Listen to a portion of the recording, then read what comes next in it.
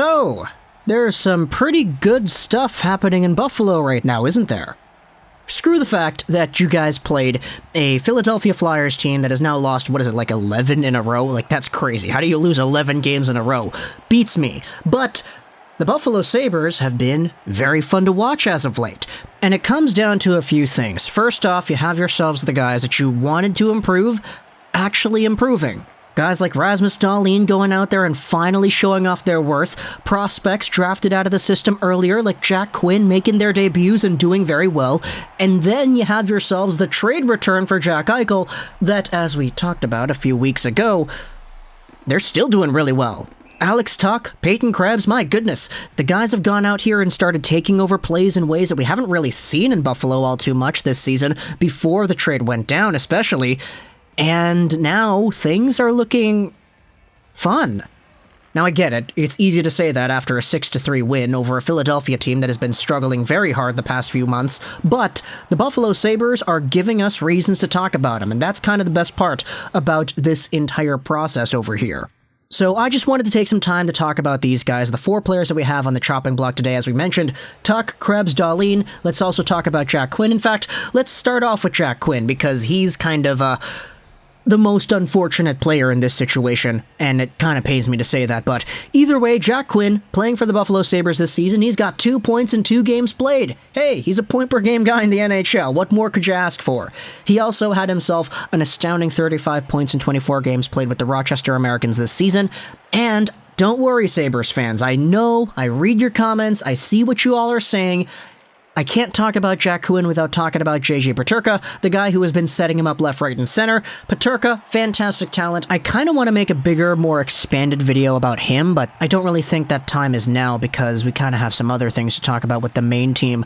But definitely don't get me wrong, JJ Peterka is indeed one of my favorite prospects drafted out of the 2020 NHL Entry Draft as well, and he's proven very early on that he could be seen as somewhat of a steal with how late he was drafted in the second round comparative to how well he's doing in Rochester this season.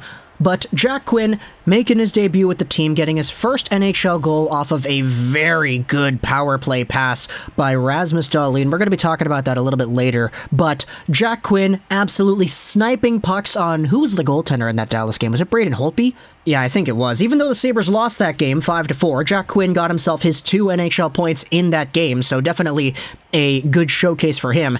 It's just super unfortunate for Jack Quinn, though, because he had all this momentum, he had the goal, he had the assist, he had all the highlights on him, he had everybody congratulating this guy, and then all of a sudden, okay, he's out 4 to 6 weeks. A lower body injury is what he has suffered from, and he had to actually get an MRI yesterday, so yeah, that sucks. Either way, though, aside from Jack Quinn, the guy who set him up on that goal was indeed Rasmus Dahlin, who absolutely just hammered the puck over in the most unconventional way possible. He one-touch heels it off the inside of his stick across the ice to Jack Quinn on the right side. Dahlin is able to hit the ice so forcefully with the heel of his stick that it actually forces the puck to the side where Jack Quinn is. And this is one of those moves where it's like, dude, you have to be, firstly, extraordinarily skilled to be able to pull it off, and secondly, extraordinarily confident to be able to pull it off in a game on the power play, because if you mess up that pass, that puck is going out of the zone. But he gets it done, it works out, it's an assist on Jack Quinn's first NHL goal, and if you take a look at what Rasmus Dahlin's been up to this season, he's got 28 points in 41 games played. Now, that's perfectly 41, that's half the season, so he's on pace for roughly 56 points on the year, which would be a career high. This indeed is the bounce-back year that everybody was looking for. This even bests out his point production in 2019-20, when he had 40 points in 59 games played.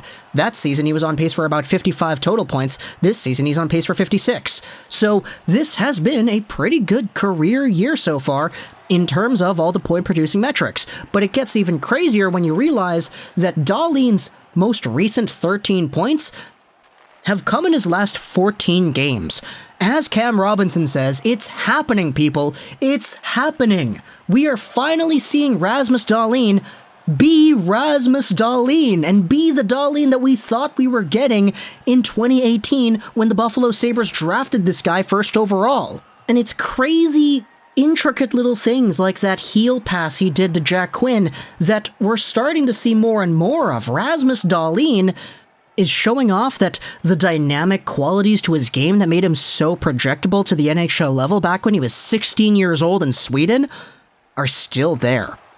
And now, if he starts playing this way and he continues the way that he's been playing in the last few weeks, continuing on towards the end of the regular season, like, I don't want to say he'll be a point per game from here on out, but he's a point per game for the past 14 games pretty much, which is pretty good already. If anything, it's making that bridge deal seem like a pretty good bet for him, because if he still keeps on trending upwards as his career goes on, after what was a really good 18 and 19-year-old stretch, he's gonna have himself a payday by the time 2024 rolls around and he needs a new contract, right?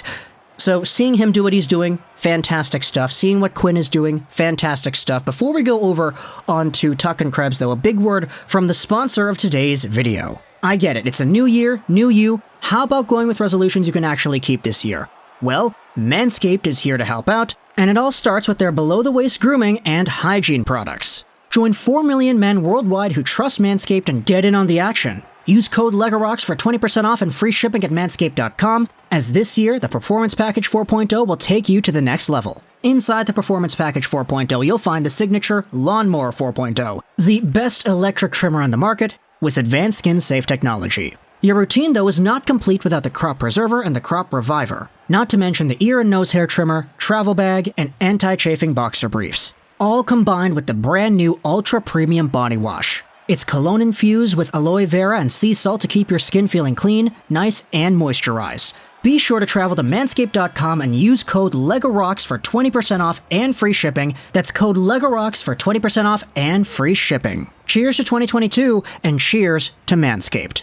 Yeah, I get it, my voice sounds different in the promo read. It's because my voice isn't really at its best right now. But ending off this video, I wanted to talk about Peyton Krebs and Alex Tuch. Once again, the return the Sabres got for Jack Eichel.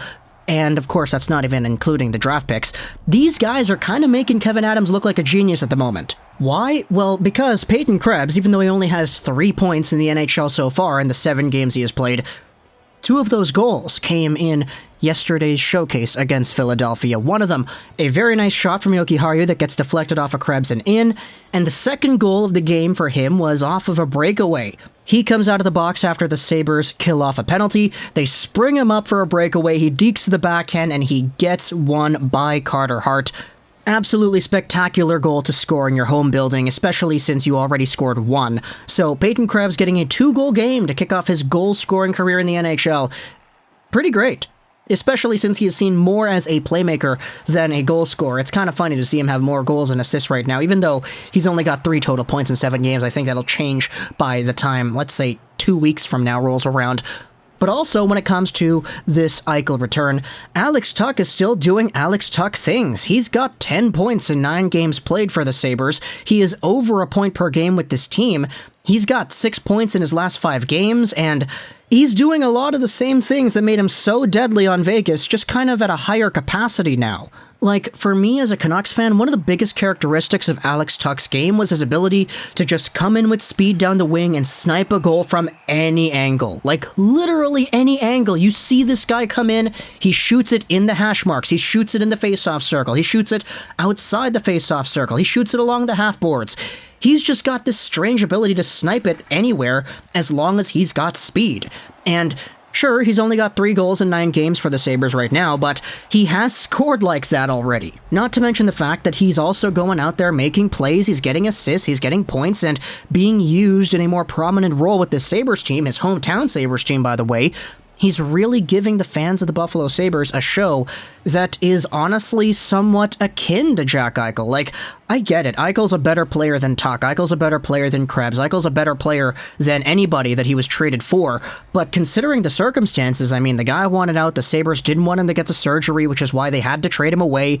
This return is doing pretty well for you, and I honestly think that it's been a pretty good one. If Alex Tuch is able to keep up this point-per-game standing for, like, I don't know, next year, and Peyton Krebs comes in here and starts getting a lot more goals, getting a lot more assists as well, he really starts to focus his game at the NHL level to hone his skills and develop in the proper way.